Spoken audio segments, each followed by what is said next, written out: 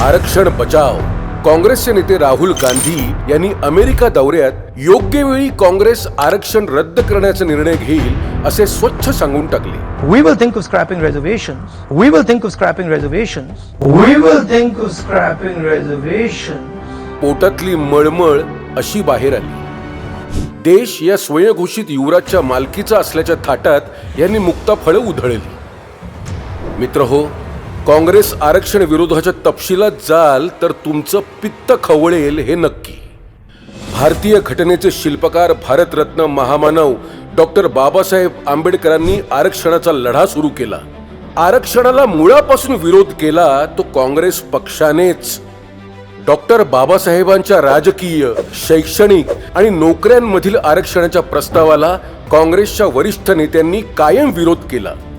यामुळे दुय्यम दर्जाचं मनुष्यबळ तयार होईल असा त्यांचा समज होता. परमपूज्य बाबासाहेबांच्या मार्गात अनेक अडथळे आणण्याचं काम झालं. निवडणुकीत पराभूत करून सभागृहापासूनच परमपूज्य बाबासाहेबांना दूर ठेवण्याचे एकदा नव्हे दोनदा काँग्रेसने प्रयत्न केले. इतकंच नव्हे तर मंत्री परिषदेचा राजीनामा देण्यास त्यांना नेहरू आणि काँग्रेसने भाग पाडलं. पुढे इंदिरा गांधी यांच्या हत्येनंतर पंतप्रधानपदी आलेल्या राजीव गांधी यांनी तर एका मुलाखतीत आरक्षणवाद्यांना उद्देशून बुद्धू हे विशेषण वापरलं.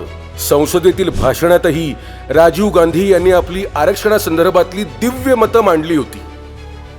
तोच वारसा आता पुढे चालवत आहेत त्यांचे चिरंजीव राहुल गांधी. हे राजपुत्र आता इरेला पडून भारतीय समाजातच जातीय तेढ वाढवू पाहत आहेत. दलितांसाठी घोषणांपलीकडे काँग्रेसने काय केलं यावर एकच उत्तर मिळू शकेल, ते म्हणजे वोट बँक म्हणून वापर केला आणि कार्यभाग संपताच उघड्यावर टाकून दिले.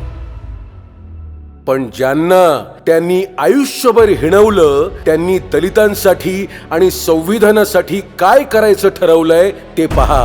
65 वर्षात काँग्रेसला कधीही करावासा न वाटलेला संविधान दिन साजरा करायचं ठरवलं. आज साऱ्या जगात हा दिवस साजरा केला जातो. महायुतीच्या पुढाकाराने आज मितीस 434 ITI संस्थांमध्ये संविधान मंदिर उभारलं जात आहे. तालुकानिहाय संविधान मंदिर उभारण्याचा संकल्प केला गेलाय. त्याची कार्यवाही देखील सुरू झाली आहे. मुंबईत इंदू मिल मधील आंबेडकर स्मारकाची योजना वेगानं कार्यान्वित झाली. याच सोबत लंडन मधील महामानव डॉक्टर बाबासाहेब आंबेडकरांचं स्मारक, मुंबईतील चैत्यभूमी, महू येथील भीम जन्मभूमी, दिल्ली, मुंबई, आंबवडे येथील स्मारके आदी योजनांचा विकास वेगानं हाती घेण्यात आलाय. ही आहे अनोखी भीमवंदना. अमेरिकेत बोलताना राहुल गांधीच्या पोटातलं अखेर ओठावर आलं हे एका अर्थी बरंच झालं. योग्य परिस्थिती आली की आरक्षण रद्द करण्याचा निर्णय काँग्रेस घेईल असं सांगून ते मोकळे झाले आणि संविधानाबाबत फेक नरेटिव्ह पसरवणाऱ्याचा खरा चेहरा उघड झाला.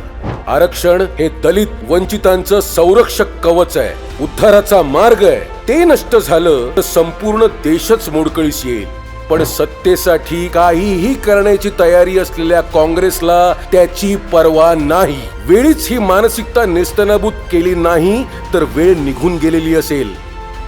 आरक्षणाचा लढा अधिक तीव्र करण्याची गरज स्वातंत्र्याच्या अमृत काळातच आली आहे. पुन्हा एकदा उभे राहू कणखरपणे आणि म्हणू, आम्ही आता हरणार नाही, आरक्षण हटणार नाही. जय हिंद, जय महाराष्ट्र, जय भीम, जय संविधान.